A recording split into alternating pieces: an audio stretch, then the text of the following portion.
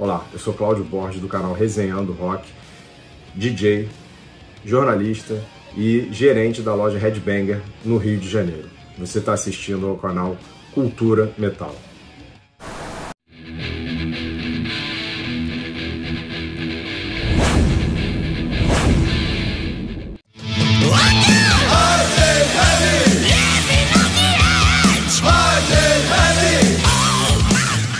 Fala pessoal, mais uma vez com vocês, trazendo sempre um tema ligado ao metal e as suas inúmeras vertentes. Você está no canal Cultura Metal e o meu nome é José Antunes Júnior.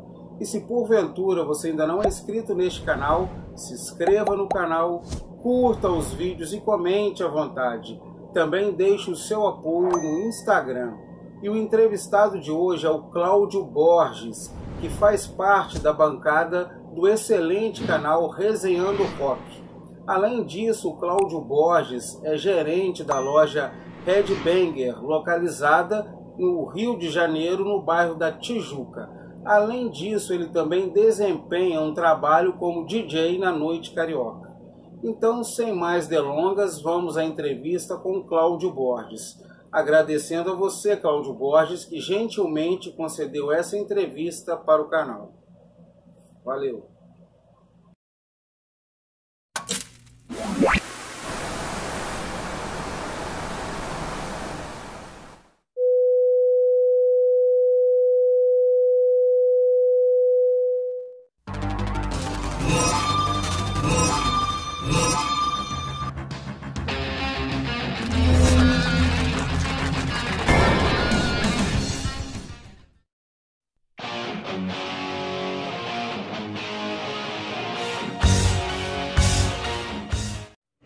A Headbanger existe há mais de 25 anos no Rio de Janeiro.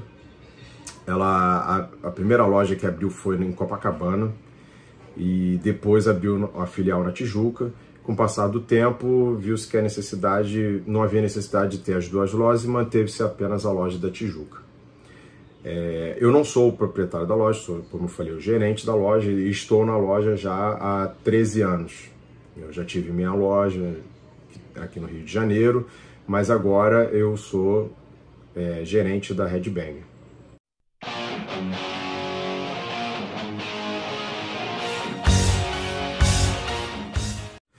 Eu sou DJ já há pelo menos uns 22 anos, que eu atuo em alguns intervalos, parei um pouco, voltei, e mais recentemente, de uns 4, 5 anos para cá, eu tenho atuado com mais frequência, fazendo festas direcionadas mais ao rock ou ao pop rock. Então, minha especialidade é o pós-punk, né? Muitos confundem pós-punk com gótico e às vezes fica um pouco nessa confusão. Então, eu atuo em festas mais ligadas a pós-punk, mas também faço festa de rock, ou punk, ou revival anos 80, enfim. Bem dentro desse nicho. Agora, a cena metal carioca eu acho um pouco complicada, porque no Rio de Janeiro você não tem muito espaço, né, para as bandas tocarem, você não tem uma cena. E nesse ano de pandemia, alguns lugares fecharam, por exemplo, o Calabouço, que era um point na Tijuca, que tinha se tornado muito tradicional, né, para várias bandas autorais ou covers tocarem, né? E um ponto onde as pessoas se encontravam fechou. O proprietário está até passando o ponto, mas ele se encontra fechado nesse momento.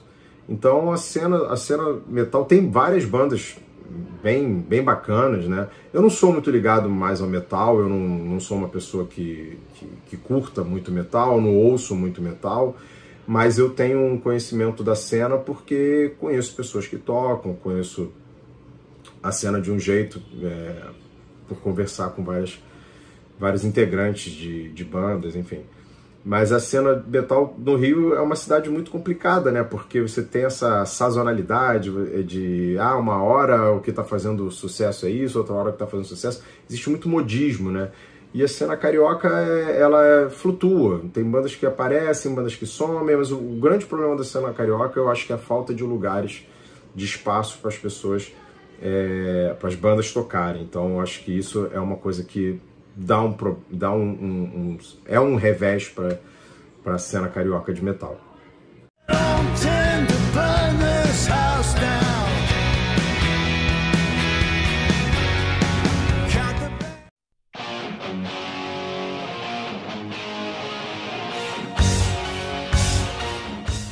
Bem, a criação do canal é uma criação do Daniel Dutra, jornalista que escreve já escreveu para vários lugares, mas hoje ele é jornalista da Road Crew, e ele mantinha o site, como ainda tem, do Resenhando lá, e ele teve essa ideia de criar o canal. Ele com o diretor, Luiz Cláudio Amaral, tiveram essa ideia de montar o canal, e quando ele teve a ideia, ele não queria participar, eu não queria fazer o canal sozinho, ele queria uma participação, e aí ele me convidou, tanto que os primeiros programas que nós fizemos, né, meio piloto ainda, éramos só eu e o Daniel. E quando a gente foi fazer um especial do Motley Crue, surgiu a ideia de chamar o Jay, que é muito fã do Motley, e a química funcionou e foi para frente.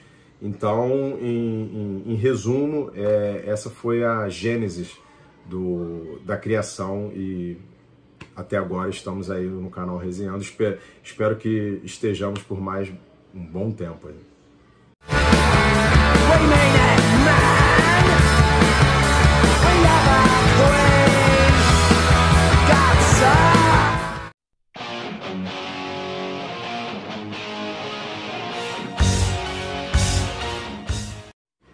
Bem, meu primeiro LP de rock mesmo, porque até então eu comprava, era criança, comprava, eu via muito disco, né, vinil ainda, porque eu já sou meio antigo, sou da época do vinil, então eu comprava muito vinil de novela ou coletâneas. Existiam umas coletâneas chamadas Hit Parade, Disco 78, Disco 79, que era respectivamente dos anos, né? E eu comprava muito essas coletâneas, e essas coletâneas era uma boa oportunidade de você conhecer várias bandas e artistas diferentes, né? Então eu conheci, por exemplo, Fleetwood Mac, conheci Santana, R.E.O. Speedwagon, enfim, conheci uma sorte de artistas muito interessantes. Alguns se tornaram mais presentes na minha vida, outros ficaram no meio do caminho, mas as músicas acompanharam. Mas o primeiro disco que eu tive de rock mesmo foi um tio meu que me deu de presente o primeiro LP do Kiss, né? O originalzão, o homônimo do Kiss. Esse foi o primeiro disco que eu tive de rock, e eu fiquei alucinado com o Kiss, né? Isso foi em 1982. O Kiss viria ao Brasil no ano seguinte, em 83. E quando eu vi o clipe no Fantástico de I Love It Loud, eu fui correndo, e o primeiro disco que eu comprei com meu dinheiro foi o Creatures of the Night, 1983. Então o Kiss estava presente aí nesses dois discos aí, foi os discos que me iniciaram aí nessa vida do rock aí, e mais, nesse caso, mais pro hard, né? Foi o Kiss com esses dois discos. E o último CD vinil que eu comprei, deixa eu tentar me lembrar aqui, mas o último CD que eu comprei foi o do Bruce Springsteen novo, A Letter to You, que entrou aí, tá encabeçando a minha lista de favoritos do ano. E vinil, cara, o último vinil que eu comprei, deixa eu tentar me lembrar aqui, acho que foi o do The Cure. Eu comprei uma versão do The Cure, não foi The Cure não, foi o Corrosion of Conformity, do último álbum deles de estúdio, o No Crown, esqueci o nome do disco, mas é o último álbum do Corrosion of Conformity, uma edição especial com vinil colorido, bacana. Então esse foi o último que eu comprei em vinil.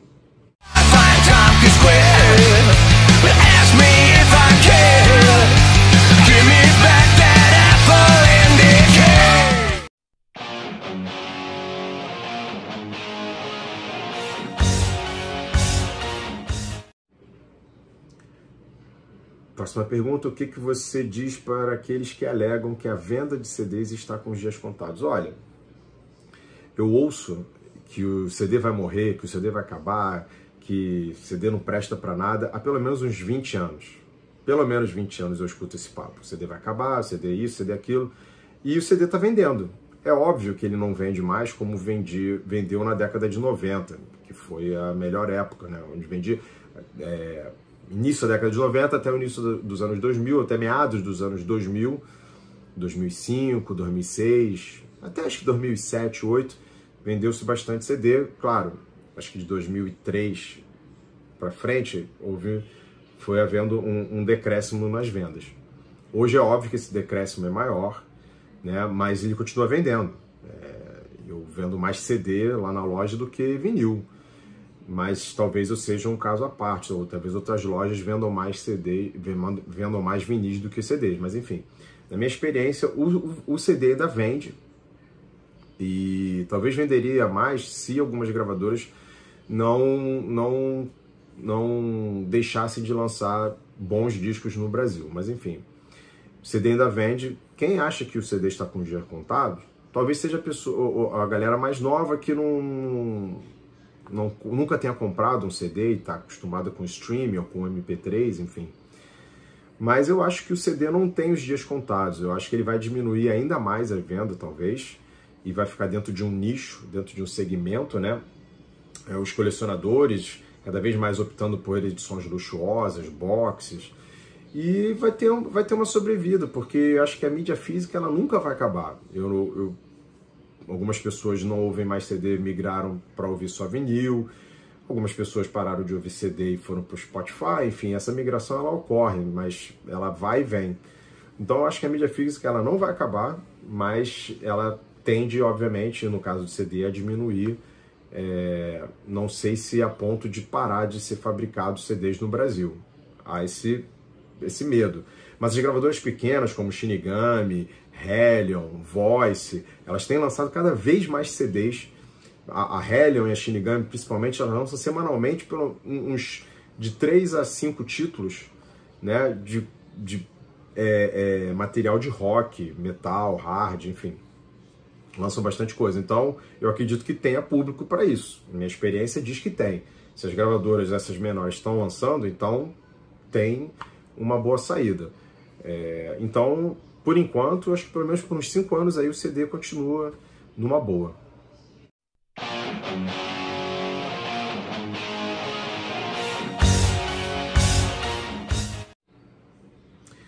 Olha, essa questão de inimigo, né? Se o streaming ou MP3 é inimigo do físico, é óbvio que eles acabam tirando, né, uma fatia grande de público da mídia física, claro, porque tem gente que cresceu já ouvindo MP3 ou já está crescendo ouvindo o streaming, né? Não tem a questão do CD, não tem talvez a questão do vinil na vida, então está acostumado com Spotify, Deezer e outros. Eu acho que, obviamente, eles competem, mas eu não enxergo como inimigo, né? Eu acho que nada que transmite música, que serve para as pessoas escutarem música, são inimigos. Eu uso muito o Spotify, muito para pesquisa, uso muito para descobrir se um disco é bom, para descobrir bandas novas. Eu estava fazendo aí meu levantamento, aí meu final de ano do Spotify. O Spotify disse que eu descobri 284 artistas, bandas, grupos novos esse ano. Então, eu acho que é uma boa média de descobertas para um ano. Então, eu acho que tudo é válido quando você quer escutar música. Eu gosto de música, cara. Eu escuto vinil, escuto CD, escuto no Spotify, escuto MP3. E eu acho que o importante é as pessoas escutarem as músicas e consumirem os artistas e apoiarem, sobretudo, os artistas que elas gostam. Se você não vai comprar o CD ou o vinil de uma banda, de um artista que você gosta, compra uma camiseta, sabe? Compra alguma coisa de merchandising para dar um apoio, porque essas bandas precisam. Os fãs precisam contribuir para a banda, né? E acho importante que essa contribuição exista. Hoje tem vários tipos de produtos de merchandising que uma banda lança. Cerveja, vinho, caneca, copo, enfim. Entra no site da banda, vai lá e compra alguma coisa da banda, que você já está ajudando esse grupo ou esse artista. Agora, se você gosta de mídia física, compre também, ou então vá lá e escute repetidas vezes no Spotify, por menor que seja o que a banda vai ganhar, ela está ganhando alguma coisa. Então, o importante é você apoiar o artista.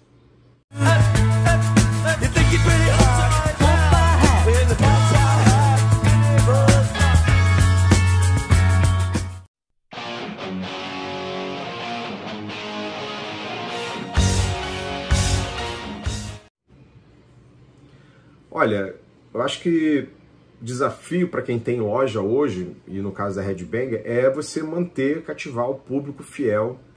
E você tem que fazer isso com alguma expertise de mercado, né? E também variando os produtos. Hoje em dia, se você tiver uma loja só que venda somente CDs, vinis, DVDs, a sua venda talvez seja pouca para ter uma manutenção boa da loja, né? Na Headbanger a gente vende muita camiseta, muitos acessórios, então ligados ao mundo do rock. A gente vende canecas para cerveja, copos para cerveja, a gente vende pulseiras, a gente vende anéis, correntes, a gente vende muita coisa que serve de alicerce também para alicerçar o bom desempenho da loja. A camiseta, hoje em dia, eu diria que é o grande carro-chefe da loja, o que vende mais na loja, e aliado ao CD, são os dois produtos que mais vendem na loja. Então, eu acho que o grande desafio é manter essas vendas constantes, fazer o público vir à loja. Quando, por exemplo, quando tem uma edição do Rock in Rio, aparecem pessoas na loja que nunca puseram os pés para comprar camiseta para poder ir a algum show do Rock in Rio, né? Então, a gente até brinca na loja que se 10% do público de um dia do Rock in Rio passasse pela loja durante o ano, a gente estava muito bem, mas não passa, porque o Rock in Rio realmente é um evento que as pessoas procuram apenas se mostrar, né?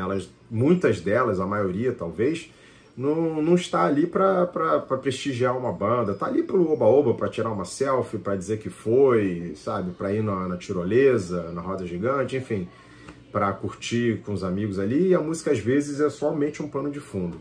A não ser a galera do metal que realmente vai e frequenta o Rock in Rio para prestigiar a sua banda do coração ou as suas bandas do coração. Então, realmente, a galera do metal faz a diferença no Rock in Rio. E isso eu acho bastante salutar. Bem legal.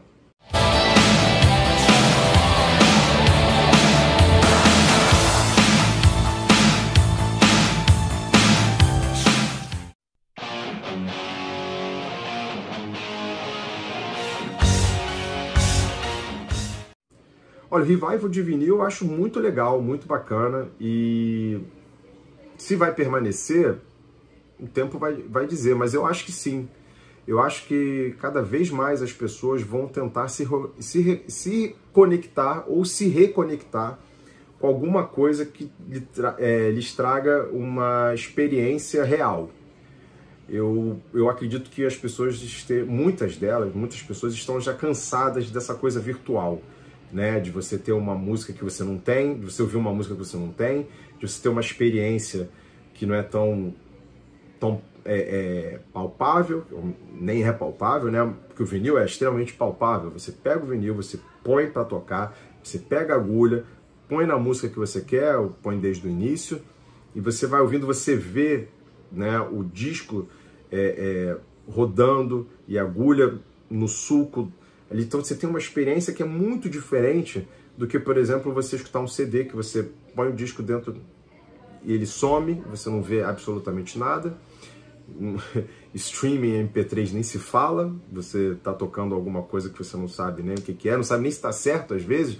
No streaming não, mas no MP3, quantas vezes as pessoas não baixaram arquivos e creditados a um artista e, sei lá, meses ou anos depois descobriram que aquilo que estava escrito ali não era o artista real. Então, eu acho que cada vez mais as pessoas vão tentar essa conexão com algo que é real. Então, o vinil é uma experiência. Você escutar vinil é uma experiência bacana, sensorial. Essa experiência sensorial é muito diferente, né? Como eu falei, você olha, você vê o disco rodando, você vê o rótulo ali, e quando você faz uma edição maneira, de rótulo bacana, ou com uma cor diferente, hoje em dia tem várias edições limitadas, especiais, com cores diferentes, com jeitos diferentes, seja picture, seja o que quer que seja, tem umas coisas muito interessantes. Então essa experiência ela vai ser cada vez mais utilizada pelas pessoas para se conectar com algo que ou elas nunca tiveram, ou elas tiveram no passado que ficou distante.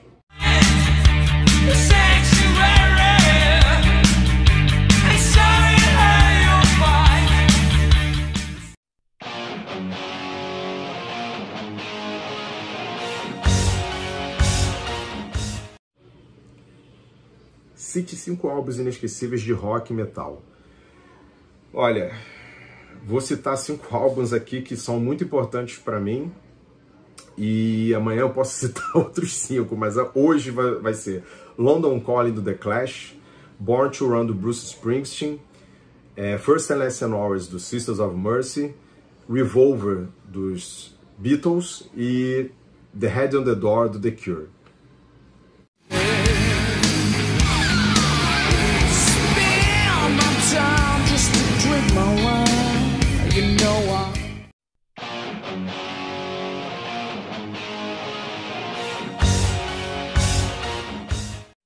Bom, quem quiser descobrir a loja, o telefone é no Rio de Janeiro 2284-1034. Quem quiser tem o Facebook, que é Loja Headbanger, né? Só ir no Facebook, Loja Headbanger. E se quiser me contactar, Claudio Music no Instagram, ou até pelo próprio Facebook da loja, sou eu que respondo, sou eu que estou lá fazendo as postagens, e só eu respondo. Então, se quiser contactar, pode ser pela loja ou pelo meu Instagram.